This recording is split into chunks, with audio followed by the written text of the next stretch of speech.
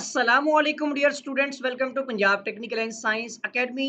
मैं हूं आपका इंस्ट्रक्टर मोहम्मद बिन जमील। स्टूडेंट्स, हम DI civil 104 basic civil engineering surveying past paper 2022 का फर्स्ट एनुअल, इसका जो पार्ट बी है सब्जेक्टिव टाइप, इसमें शॉर्ट क्वेश्चंस डिस्कस करने जा रहे हैं पास्ट पेपर 2022 के फर्स्ट एनुअल के। हमारा सबसे पहला क्वेश्चन इसमें सर्वे का बुनियादी असूल बयान करें। देखिए, सर्वे करने के दो बुनियादी असूल हैं। इन असूलों की पाबंदी से गलती के इम्कानात कम हो जाते हैं। पहला असूल है कुल से जुज़, और दूसरा होता है दो पैमाइशों से नया पॉइंट, यानी एक नया नुक्ता कायम करना। सवाल नंबर 2 है टोपोग्राफिकल सर्वे की तारीफ करें। इस सर्वे में ज़मीन की सतह पर वाक़या कुदरती अजसाम ऑब्जेक्ट्स, यानी कि जैसा कि मसलन दरिया, झीलें, वादियाँ, पहाड़ वगैरह की जगह का तयन किया जाता है। इसके अलावा मस्नूई अजसाम मतलब जिसमें सड़कें, नहरें नहरें, पुल, कस्बों, गाँव और आबी ज़खायर जगह का तयन भी किया जाता है। बुक से भी कर सकते हैं आप, अगर बुक में मौजूद है तो। क्वेश्चन नंबर 3 है ट्रैवर्सिंग और ट्रायंगुलेशन सर्वे में फ़र्क बयान करें। देखिए, ट्रैवर्सिंग सेकंड चैप्टर है और ट्रायंगुलेशन इसमें आती है कि सबसे पहले जो ट्रैवर्सिंग क्या है, जब सीधी पैमाइश चेन और टेप से ज़ावियों की पैमाइश कंपास या थियोडोलाइट से की जाए तो ऐसा सर्वे ट्रैवर्सिंग कहलाता है। इसमें दुरुस्तगी और रफ्तार बेहतर होती है। जबकि ट्रायंगुलेशन सर्वे में किसी इलाके को मुसलसलों में तब्दील करने के अमल को ट्रायंगुलेशन सर्वे कहा जाता है। जबकि ट्रैवर्सिंग में एक दूसरे से मिली हुई लाइनों को मद्देनजर रखा जाता है। अब मैं बता दूं आपको, ट्रैवर्सिंग पहले चैप्टर की है। इसमें बंद ट्रैवर्स भी होती है और खुली ट्रैवर्स भी होती है। मुख्तलिफ अज़लाफ़ पर मुश्तमिल हो सकती हैं। और जो आपकी ट्रायंगुलेशन है, ये मुसलसलों में तक़सीम कर दिया जाए उसी ट्रैवर्स को अगर, तो वो आपकी ट्रायंगुलेशन सर्वे बन जाएगी, ठीक है? सवाल नंबर 4 इसके अंदर है ज़ाविया और बेरिंग में फ़र्क बयान करें। इंपॉर्टेंट क्वेश्चन है। बेरिंग एक किस्म का ही ज़ाविया होता है, ठीक है ना?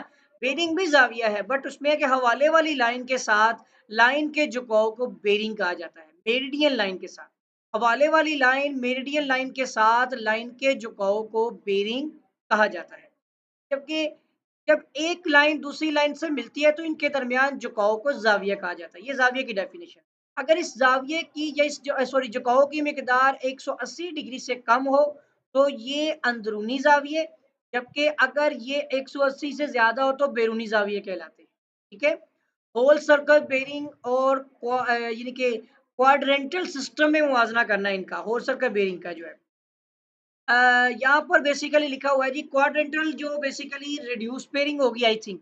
बिल्कुल, रिड्यूस पेयरिंग ही है। क्वाड्रेंशियल लिखा हुआ है, जिसे कि क्वार्टर टाइप आप उसको 4 पोर्शंस बना लेते हैं, तो उसकी सीमत भी साथ लिखते हैं, नॉर्थ नॉर्थ ईस्ट।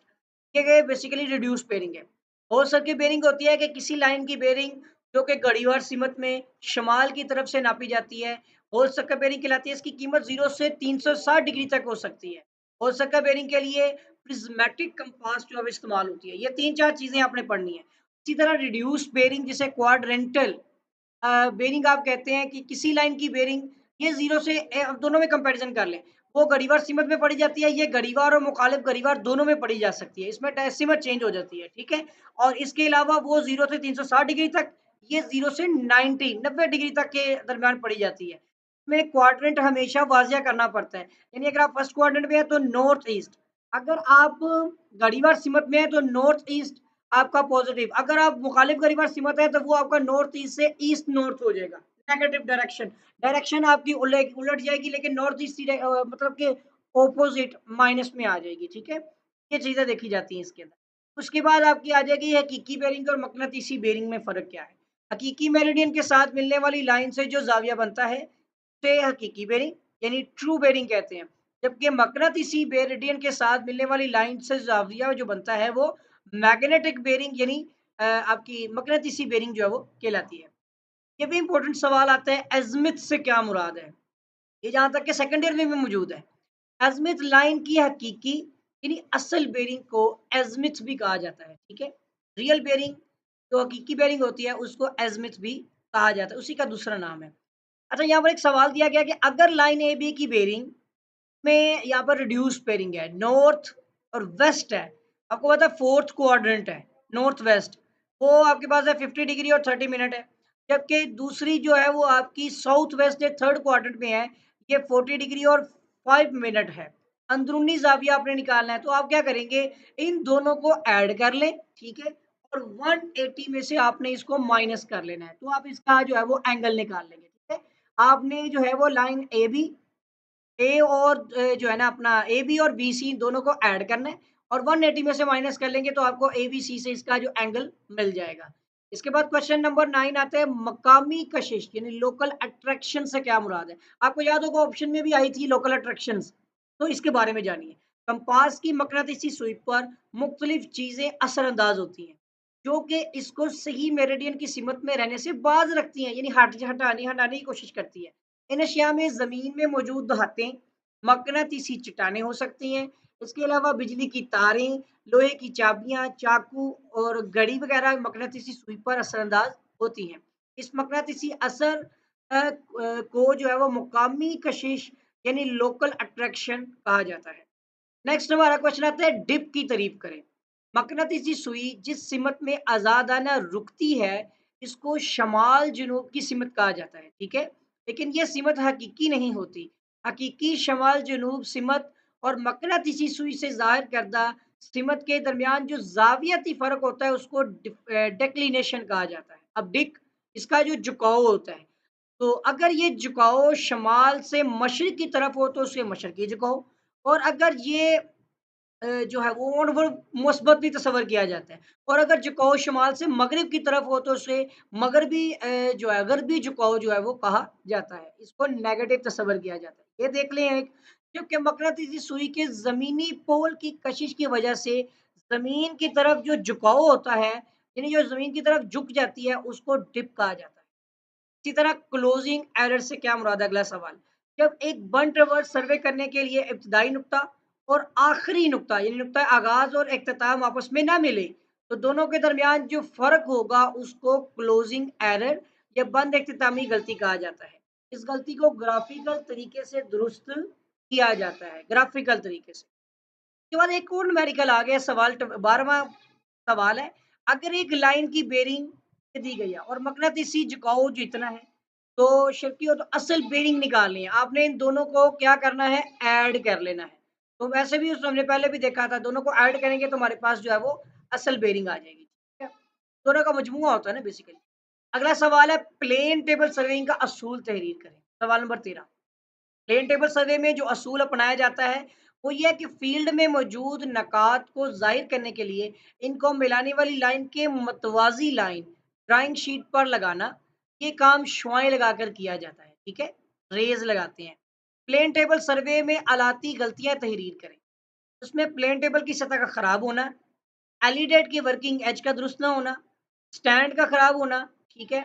और ट्रफ कंपास की मकनातीसी सुई यानी कंपास जो है उसकी सुई का खराब होना, ये चीज़ें शामिल होती हैं। जो आलात की यानी ये इंस्ट्रूमेंटल गलती है, इंस्ट्रूमेंटल जो गलती यहाँ पे लिखा भी होगा सोर्स ऑफ पीटीएस लिखा हुआ है इसके अंदर, ठीक है ना? उसके बाद आता है प्लेन टेबल सर्वे, पीटीएस है शॉर्ट फॉर्म में प्लेन टेबल सर्वे, तो ये इसकी एरर्स हैं। प्लेन टेबल सर्वे में ओरिएंटेशन की अहमियत बयान करें। ओरिएंटेशन की बड़ी अहमियत है इसमें, ठीक है? नॉर्थ की डायरेक्शन पुट कर ऐसे करते हैं हम। प्लेन टेबल सेट करने का वो तरीका जिसमें प्लेन टेबल पर लगाई जाने वाली लाइन ज़मीन पर मौजूद लाइन के मुतवाज़ी रहे, ओरिएंटेशन कहलाती है। ओरिएंटेशन इस वक़्त की जाती है जब प्लेन टेबल को एक से ज़ायद स्टेशन सेट करना हो, ठीक है? प्लेन टेबल की बुनियाद मुतवाज़ी असूल पर है। ये मुतल्लिका ऑब्जेक्ट की पोज़ीशन नक्शे पर बिल्कुल वाज़िह होनी चाहिए, और इसी वक़्त होगा जब ओरिएंटेशन दुरुस्त की गई हो, ठीक है? आगे लाइन ऑफ कोऑर्डिनेशन की तारीफ़ करें, ये ऑटो लेवल चैप्टर 4 में से है, ठीक है? साथ-साथ मैं आपको चैप्टर भी बता दूँगा, ये चैप्टर 4 का सवाल है। आला लेवल की क्रॉसिंग हेड और ऑब्जेक्ट ग्रास के मरकज़ को, आला लेवल का जो क्रॉस हेड है और इसका जो ऑब्जेक्ट ग्लास जो क्रॉस बना हुआ है ना अंदर, ऑब्जेक्ट ग्लास के दरमियान जो मराकज़ को मिलाती हुई गुज़रने वाली लाइन होती है, इसको लाइन ऑफ कोलिमेशन कहते हैं। उसके बाद बैक साइड और फोर्थ साइड में क्या फ़र्क है? तो लेवल को सेट करने के बाद सबसे पहली जो रीडिंग ली जाती है उसको बैक साइड कहा जाता है, और स्टेशन उठाने से पहले यानी लेवल तब्दील करने से पहले ली जाने वाली जो आखिरी रीडिंग होती है उसको फोर्थ साइड कहा जाता है। तो आपको यानी कि इंस्ट्रूमेंट को उठाने से पहले। इंस्ट्रूमेंट नस्ब करते हुए जो सबसे पहले रीडिंग होगी वो बैक साइड, उठाने से पहले जो सबसे आखिर में ली जाने वाली रीडिंग होती है, वो आपकी फोर्थ साइड होती है। उसके बाद आता है आपका एक्सिस ऑफ टेलीस्कोप से क्या मुराद है? आला लेवल की आईपीस और ऑब्जेक्ट ग्लास के मराकज़ को, आईपीस का मरकज़ और जो ऑब्जेक्ट ग्लास है उसके मरकज़ को मिलाने वाली जो लाइन होती है, उस तक गुज़रने वाली जो लाइन होती है उसको एक्सिस ऑफ टेलीस्कोप कहा जाता है, ठीक है? उसके बाद आता है आपका जीटीएस बेंचमार्क की तारीफ़ करें। ग्रेट ट्रिग्नोमेट्रिक सर्वे होता है ये। जीटीएस जो है वो बेंचमार्क पाकिस्तान का सर्वे डिपार्टमेंट पूरे मुल्क में बड़े-बड़े फासलों पर कायम करता है। मुतल्लिका पॉइंट्स की रिड्यूस लेवल और बेंचमार्क की तादाद डिपार्टमेंट के कैटलॉग में शाया होती है। ये जो आपका है ना क्या कहते हैं जीटीएस बेंचमार्क, इसको आपने देखा मल्टीपल चॉइस ऑप्शंस में भी आया हुआ है। आगे आता है क्वेश्चन, ये भी इंपॉर्टेंट है, लेवल की मुख्तलिफ इकसाम के नाम लिखे। Question number 20, fly levelling, check levelling, profile levelling, cross sectioning और दो तरफा लेवलिंग और प्रीसाइज लेवलिंग, ठीक है? कोशिश करें कि इन सवाल, ये भी चैप्टर 4 में से है, इन सवालों को अपनी बुक पर मार्क करें, सारे पास्ट पेपर्स को। आपको खुद ही आइडिया हो जाएगा कौन से क्वेश्चंस बार-बार रिपीट हो रहे हैं। कुछ क्वेश्चंस आपको बुक में नहीं मिलेंगे, उनको आप हैंडबुक पर सर्कल कर लें और उनको हैंडबुक से तैयार कर लें, ठीक है? उसके बाद आपका इसमें आता है बैरोमीटर लेवलिंग भी है और आपकी मुसल्लसी लेवलिंग भी है। अगला सवाल आता है लेवलिंग स्टाफ की तारीफ और इसकी इकसाम तहरीर करें। तो लेवलिंग स्टाफ दो ग्रुपों में तकसीम किया गया है, एक टारगेट स्टाफ है, दूसरा आपका सेल्फ रीडिंग स्टाफ है। टारगेट स्टाफ ये हरकत करने वाले टारगेट पर मुश्तमिल होता है, इसमें वर्नियर मुहैया किया जाता है जिसको स्टाफ में लेवल मैन जो होता है उसकी हदायत के मुताबिक एडजस्ट करता है ताकि टारगेट का जो टारगेट सॉरी कॉलिमेशन जो है वो हेयर के साथ कॉलिमेशन हेयर के साथ मिल जाए। ये स्टाफ लंबी साइड्स के लिए इस्तेमाल होता है। अब ये लाइन ऑफ कोलिमेशन वही क्रॉस की जो सेंटर लाइन है ना, तो क्रॉस जो होता है वो बिल्कुल स्टाफ के ऊपर आना चाहिए। तो वो उसकी बात हो रही है टारगेट स्टाफ की। साथ ही सेल्फ रीडिंग होती है, वो आप फोल्डिंग मैट्रिक स्टाफ आपने देखे हुए हैं, सॉलिड होते हैं और अनवार स्टाफ होते हैं, ये टाइप्स हैं। इसमें ज़्यादातर फोल्डिंग मैट्रिक स्टाफ यूज़ होता है जिसके दोनों तरफ फुटों में और मेट्रो में भी रीडिंग्स ली जाती है। आर्म होता है जो स्टाफ, ठीक है? आगे आता है आपका लेवल की आर्ज़ी तरतीब से क्या मुराद है? ये बड़ा आसान सवाल आ गया है और जिसमें सेंटरिंग, लेवलिंग, फोकसिंग की जाती है। रीडिंग पढ़ने से पहले आला लेवल की जो एडजस्टमेंट की जाती है, इसे आर्ज़ी तरतीब कहा जाता है। लेवल की आर्ज़ी तरतीब से मुराद होता है लेवल की जो है रीडिंग पढ़ने के लिए तैयार करना, यानी लेवलिंग, सेंटरिंग, लेवलिंग और फोकसिंग। उसके बाद क्वेश्चन नंबर 23 आता है, अगर हाइट ऑफ इंस्ट्रूमेंट इतना दिया गया और रिड्यूस लेवल भी, तो स्टाफ की रीडिंग मालूम करें। हाइट ऑफ इंस्ट्रूमेंट आपका और स्टाफ, इन दोनों को आप ये देखें यहाँ पर कि हाइट ऑफ इंस्ट्रूमेंट से स्टाफ की रीडिंग आपने माइनस करनी होती है। लेकिन यहाँ पर हम दोनों को क्या करेंगे जी, स्टाफ की रीडिंग देखनी है, तो रिड्यूस लेवल दिया गया है, ठीक है, और साथ हाइट ऑफ इंस्ट्रूमेंट दिया गया है। हाँ, बिल्कुल। तो इन दोनों को आपने ऐड करना है, यहाँ पे सब्ट्रैक्ट किया हुआ है। सब्ट्रैक्ट ही किया होगा, पता नहीं अब क्या किया है, लेकिन यहाँ पे कुछ मसला आ रहा है कि ऊपर फ़ॉर्मूला कुछ और लिखा हुआ है। Reduce level equal to height of instrument, अच्छा ठीक है, ठीक है, ठीक है। स्टाफ इधर आ जाएगा ना, हाइट ऑफ इंस्ट्रूमेंट से आपने रिड्यूस लेवल माइनस करना है। हाइट ऑफ इंस्ट्रूमेंट की रीडिंग है 106.89, इस ये सॉरी 109 आपकी जो है हाइट ऑफ इंस्ट्रूमेंट, इसमें से आपने माइनस करनी है रिड्यूस लेवल जो कि 106.8 है। इन दोनों को माइनस करें 2.2, आपके पास जो है वो क्या आ जाएगी, ये आपकी स्टाफ की रीडिंग आ जाएगी, ठीक हो गया? हाँ, बिल्कुल ऐसे ही होती है। अच्छा, राइज़ और फॉल और height of instrument, rise and fall, height of instrument दोनों मेथड होते हैं लेवलिंग के। ये दोनों मेथड्स आपको आने चाहिए क्योंकि इनमें से एक न्यूमेरिकल आपका होता है must. Rise and fall method ये और दोनों में फ़र्क ये है कि एक में ये सुस्त तरीका है, दूसरा जो हाइट ऑफ इंस्ट्रूमेंट का ये तेज़ तरीका है। राइज़ एंड फॉल वाक़ई सुस्त होता है, इसमें राइज़ भी निकलते हैं, फॉल भी निकलते हैं, दोनों को ऐड करते हैं। राइज़ और फॉल दोनों से आपको फिलिंग और कटिंग दोनों का पता चलता है, लेकिन हाइट ऑफ इंस्ट्रूमेंट तेज़ का तरीका है। दूसरा, इस तरीके में इंटरसाइड का चेक मौजूद है, उसमें इंटरसेक्ट के चेक मौजूद नहीं होता। इसमें साबी अमल ज़्यादा होता है, उसमें साबी अमल कम होता है, ठीक है ना? ज़्यादा नहीं होता। इसमें रिड्यूस लेवल की दूसरी के 3 चेक मौजूद होते हैं, यानी आप टोटल राइज़ कर लेते हैं, टोटल फॉल कर लेते हैं आप और उसके बाद आप बैक साइड, फोर्थ साइड वही सारा काम है। और यहाँ पर आपके पास जो आता है 3 तरीके तो होते हैं इसके, ठीक है ना? और ये तरीका मट्टी के हिसाब के लिए इस्तेमाल किया जाता है, ये पहला लॉन्गिट्यूडिनल के लिए बेहतर ख्याल किया जाता है। दूसरी तरफ चलें तो फ्लाई लेवलिंग के लिए जो है हाइट ऑफ इंस्ट्रूमेंट है और रिड्यूस लेवल की दूसरी के 2 चेक मौजूद होते हैं इसमें और ये तरीका सरको, नहरों और तमीरती कामों के लिए। बताओ इनको दोनों का आपने कंपैरिज़न करना है, ठीक है? अगला सवाल आता है आपका प्रोफाइल लेवलिंग से क्या मुराद है? लेवलिंग की ऐसी किस्म जिसमें किसी भी सड़क, रेलवे लाइन, ठीक है, पाइपलाइन या नहर की सेंटर लाइन पर बराबर फासलों पर लेवल लिया जाए, प्रोफाइल लेवलिंग को भी कहा जाता है। यानी कि इसको प्रोफाइल लेवलिंग भी कहा जाता है, इस लेवलिंग को लॉन्ग सेक्शनिंग भी कहा जाता है। इसमें मखसूस वक्फों पर लेवलिंग, इंस्ट्रूमेंट को सेट करके fourth side, intermediate side, reading side, इनमें 3 साइड्स होती है ना, बैक साइड होती है, फोर्थ साइड होती है और इंटरमीडिएट साइड होती है। लेकिन यहाँ पर हम लेवलिंग को सेट करके फोर्थ साइड और इंटरमीडिएट साइड जो होती है इसकी रीडिंग ली जाती है। तेज नकात की चेंजिंग को लेवल बुक पर दर्ज किया जाता है।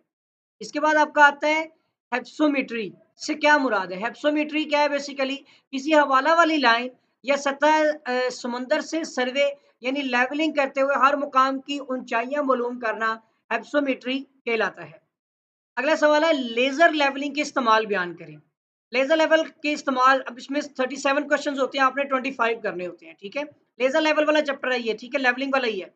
इसमें दरवाजे की ऊंचाई चेक करने के लिए हम लेजर लेवल इस्तेमाल करते हैं, दीवारों की अलाइनमेंट के लिए करते हैं, जमीनी लेवल को चेक करने के लिए और फर्शों को लेवल करने के लिए और लेआउट और चुनाई के काम को चेक करने के लिए हम जो है लेजर लेवल का इस्तेमाल करते हैं। इसमें क्या होता है, एक इंस्ट्रूमेंट होता है, इस तरह से लेजर निकलती है। अगर आप इसको जमीन पर भी रखते हैं ना, इसके ट्राइपॉड्स भी होते हैं, इसके खुद के ट्राइपॉड्स होते हैं फिक्स्ड बिल्ट इन। आप उसको जमीन पर रखते हैं, इससे एक लेजर निकलती है और इस जमीन दीवार के ऊपर प्रॉपरली, या अगर आप जमीन के लेवल पे भी रखें तो ये प्रॉपरली आपको लेवल प्रोवाइड करती है लेजर के जरिए से, अलाइनमेंट भी आपको प्रोवाइड करवाती है, ठीक है? उसके बाद आता है रोशनी के इन आताफ की वजह से गलती की दुरुस्ती का फार्मूला, ये आपने याद करना है। गलती की दुरुस्ती का है ये करेक्शन इनटू, कुछ आगे लिखा हुआ है सी आर है ना, 1/7 D square divide by 2r, ये आपका फार्मूला याद करना है, ठीक है? उसके बाद कंटूर लाइनों की खसूसियत लिखनी है। कंटूर लाइनें जो है वो गहरी ढलवान की सूरत में कंटूर लाइनें करीब-करीब होती हैं, जबकि हमवार होने की सूरत में इनके दरमियान फासला ज़्यादा होता है, ठीक है? क्योंकि जितनी ज़्यादा डिफरेंस आता जाएगा कंटूर लाइनें उतनी करीब-करीब होती जाएँगी। यकसा ढलवान की सूरत में कंटूर लाइनें यकसा फासले पर वाज़िह होती हैं, ठीक है? और अगर एक-एक यकसा हर जगह पे हो तो। हमवार ज़मीन की सूरत में कंटूर लाइनें सीधी भी होती हैं और यकसा फासलों पर भी होती हैं, ठीक है? कंटूर लाइनें वैली लाइन और रिज लाइन को अमूदन किता करती हैं। कंटूर लाइन जो है ये लाइन 2 या 2 से ज़्यादा शाखों में तक़सीम नहीं हो सकती, ठीक है? एक ही 2 ये 2 शाखों में हो सकती है, 2 से ज़्यादा नहीं हो सकती। कंटूर में मंशूरी फ़ॉर्मूला, ये आपको फ़ॉर्मूला याद करना है, ठीक है? उसके बाद जमी कांस्टेंट जो एफ प्लस डी जो मैं आपको बता रहा था मल्टीपल चॉइस क्वेश्चन में, तो ट्रिकोमेट्री जो कि एफ ओवर आई होता है आपका ज़रबी, ये जमी आ गया एडिटिव कांस्टेंट एडिटिव। तो मतलब कि ट्रिकोमेट्री के जो, अच्छा ये के लिए ट्रिकोमेट्री का ना वो था आपका लेवल का, लेकिन इसका देखते हैं क्या तरीकाकार है। ट्रिकोमेट्री का जुज़्व मुस्तकिल यानी कि जमी कांस्टेंट के तो मतलब के 2 किस्म के होते हैं। एक, हाँ ठीक है, जुज़्व मुस्तकिल तो 2 तरह के हैं, एक ज़रबी और एक जमी, हमें तो जमी पढ़ना है ना, इसको आप एफ ओवर आई से ज़ाहिर करते हैं, बिल्कुल ये वही है, ठीक है? और इसकी कीमत आला की किस्म के लिए मखसूस होती है, जबकि जो कि अक्सर आलात के लिए 100 यानी 100 होती है, ज़रबी की कीमत जो है। बाज़ आलात के लिए इस जुज़्व मुस्तकिल की कीमत जो है वो 50 या 200 भी होती है। दूसरी किस्म का जुज़्व, हमें तो ये वाला चाहिए है ना, तो वो तो गलत किया ना इसने, हमें सिर्फ चाहिए था जुज़्व मुस्तकिल जमी जुज़्व मुस्तकिल जो है, जमी यानी एडिटिव कांस्टेंट। इसको यानी कि जमी मुस्तकिल कहा जाता है, इस जुज़्व मुस्तकिल को इंस्ट्रूमेंट कांस्टेंट भी कहा जाता है, ठीक है? ये एफ प्लस डी से ज़ाहिर किया जाता है। ये ज़्यादातर हालात में इसकी कीमत होती है 30 सेंटीमीटर यानी 1 फिट होती है। लेकिन बाज़ औक़ात हालात में इसकी कीमत 8 से 20 सेंटीमीटर यानी 3 से 8 इंच भी होती है। ये आपने ज़हन में रखनी है। ट्रिकोमेट्री, अगला सवाल आता है ट्रिकोमेट्री का ममासी तरीका कब अपनाया जाता है? जब डायाफ्राम पर स्टेडिया हेयर्स नहीं लगी होती और ट्रिकोमेट्री से मीटर जो होता है उससे स्टाफ काफ़ी फासले पर हो, वहाँ पर रीडिंग लेना मुश्किल हो तो ममासी तरीका जो है वो इख्तियार किया जाता है। एक न्यूमेरिकल क्वेश्चन आया ट्रिकोमेटर की मदद से, स्टाफ पर ऊपर वाली रीडिंग जो कि 3.40 फिट है और नीचे वाली रीडिंग 2.8 यानी कि सॉरी 2.9 फीट पड़ी गई हो तो ट्रिकोमेट्री और स्टाफ का उफ़क़ी फासला मालूम करें। आप दोनों का डिफरेंस लेंगे, ठीक है? आप 3.4 माइनस 2.9 कर लें, आपके पास डिस्टेंस आ जाएगा और उसके बाद वो 0.5 फीट आएगा। आपको इसका साथ ही लिखा हुआ उफ़क़ी फासला यानी कि निकालना है, तो आपको डिस्टेंस का फ़ॉर्मूला जिसमें आप ज़रबी कांस्टेंट यानी 100 से ज़रब भी देंगे। एफ प्लस डी, ये जमी कांस्टेंट लगाया हुआ है इसने, या ज़रबी और जमा जमी, ये फ़ॉर्मूला लगेगा आपका, ये जो लिखा हुआ है ना, ये फ़ॉर्मूला आपने लगाना है। क्वेश्चन 34 है, हाइड्रोग्राफिक सर्वे में इस्तेमाल होने वाले आलात कौन से हैं? Sounding rod, sounding chain, cloud, sounding boat, boat होती है, ठीक है ना, बोट कश्ती है यानी कि, पेथोमीटर, करंट मीटर, एको साउंडर और रेंजिंग गेज, साउंडिंग मशीन और लेड और साउंडिंग लाइन, ये आपके इंस्ट्रूमेंट जो है ना, ये हाइड्रोग्राफिक सर्वे में इस्तेमाल होते हैं। साउंडिंग और लेवलिंग में क्या फ़र्क है? साउंडिंग जो होता है ये पानी में किया जाता है, ठीक है? लेवलिंग ही है बेसिकली ये भी। साउंडिंग और लेवलिंग का अमल बुनियादी तौर पर एक जैसा है, फ़र्क सिर्फ़ ये है कि लेवलिंग का काम खुश्की पर किया जाता है, जबकि साउंडिंग का अमल पानी में किया जाता है। हो गया ना? पानी की गहराई मालूम करने के लिए, और लेवलिंग ज़मीन के ऊपर मिट्टी की गहराई मालूम करने के लिए, दोनों एक चीज़ें हैं। उसके बाद मैंने आपको बताया था कि मीटर क्यूब पर सेकंड, जो डिस्चार्ज वाला, देखिए जो सवाल मल्टीपल चॉइस क्वेश्चन एमसीक्यूज़ में भी थे, उन्हीं से ये भी आपके बने हुए हैं। क्यूसिक और क्यूमिक्स में क्या फ़र्क है, बयान करिए। ये डिस्चार्ज का यूनिट है। चार्ज मालूम करने के लिए एफपीएस सिस्टम के इस्तेमाल होने वाला यूनिट क्यूसिक, जिसको क्यूबिक मीटर पर सेकंड कहते हैं। इससे मुराद किसी सतह से गुजरने वाले मकाब फीट, अच्छा क्यूसिक है सॉरी, क्यूमिक्स नहीं, क्यूसिक होता है फीट क्यूब पर सेकंड, लिखा भी हुआ है मकाब फीटों में हुजम फी सेकंड, ठीक है ना? तो फीट क्यूब पर सेकंड। जबकि क्यूसिक जो होता है ये एमकेएस सिस्टम है। ये आपका जो होता है मीटर क्यूब पर सेकंड, यानी मकाब मीटरों में हुजम फी सेकंड। इसके बाद लास्ट क्वेश्चन है हमारा, दिए गए डाटा से मट्टी की मिकदार मालूम करें। अब यहाँ पर आपके पास जो है वो फॉर्मेशन विड्थ, ब्रेथ जो होती है बी, विड्थ जिसे कहते हैं वो 10 मीटर है, साइड स्लोप 3:1 है, यानी 3/1 होगी आपकी। और D1 जो आपकी डेप्थ है ना, दो तरह की डेप्थ होती है इसमें, D1 90 सेंटीमीटर और D2 जो है वो आपकी 170 सेंटीमीटर है, ठीक है? और लेंथ आपकी 120 है। ये फॉर्मूला आपने पहले मीन डेप्थ निकालनी है, D1 प्लस D2 करके डिवाइड बाय 2 करें, मीन डेप्थ आ गई। और फिर आपने ये जो नीचे फॉर्मूला है ना डिस्चार्ज इसकी क्वांटिटी का, सॉरी क्वांटिटी का है जी, B into D plus S D square, यही फॉर्मूला होता है, इंटू एल आ गया। अब यहाँ पर डेप्थ जो होगी वो एवरेज की होगी, और जो डी है वो आपकी वो भी एवरेज ही है, mean depth, b into D plus S D square, ये तो होता है आपका फॉर्मूला, ठीक है? इंटू एल आ जाएगा, ये आपका क्वांटिटी का फॉर्मूला होता है किसी भी चैनल का। तो ये आपने यूज करना है, इसमें वैल्यूज पुट करें, आपका आंसर आ जाएगा। आई होप स्टूडेंट आपको क्वेश्चन समझ आ गए होंगे। तो ये रहे जी, हम अभी डिस्कस कर रहे थे basic civil engineering surveying civil 104, और इसका पास्ट पेपर 2022 का फर्स्ट एनुअल शॉर्ट क्वेश्चंस थे। आई होप कि आपको समझ आ गए होंगे, अच्छी तरह से प्रैक्टिस कीजिएगा, कोशिश करेंगे इनको अपनी हैंडबुक पर मार्क कर लें। और बाकी जितने भी आपको क्वेश्चंस जो पास्ट पेपर्स पहले भी प्रोवाइड किए गए हैं, उनके निशान भी लगाएं, और उसके बाद फिर आपको खुद ही अंदाजा हो जाएगा कि वैसे आपको बता दूं कि बहुत सारे सवाल आपके फर्स्ट चैप्टर में से भी आते हैं। फोर्थ चैप्टर में आपके इसके सबसे ज़्यादा क्वेश्चन होते हैं, अप्रोक्सीमेटली 10 शॉर्ट क्वेश्चन तो होते हैं। खुद चेक कीजिएगा, आपको खुद ही पता चल जाएगा कि लेवलिंग वाले चैप्टर में से कितने क्वेश्चन बाकी 3-3 4-4 सवाल हर चैप्टर में से होते हैं। 37 क्वेश्चन होते हैं आपके टोटल, आई थिंक 8 चैप्टर हैं, और इसमें से आपके 37 क्वेश्चन होते हैं। अच्छी तरह से तैयारी कीजिएगा, और 25 आपने अटेम्प्ट करने हैं। अगर आपने अभी तक मेरे चैनल को सब्सक्राइब नहीं किया तो चैनल को सब्सक्राइब भी कर लें, साथ ही बेल आइकन पे क्लिक भी कर दें, वीडियो को लाइक करें, शेयर करें। कोई भी क्वेश्चन क्यूरी वगैरह हो तो कमेंट कीजिएगा, आपके साथ फिर मुलाकात होगी, दुआओं में याद रखिएगा। अल्लाह हाफ़िज़।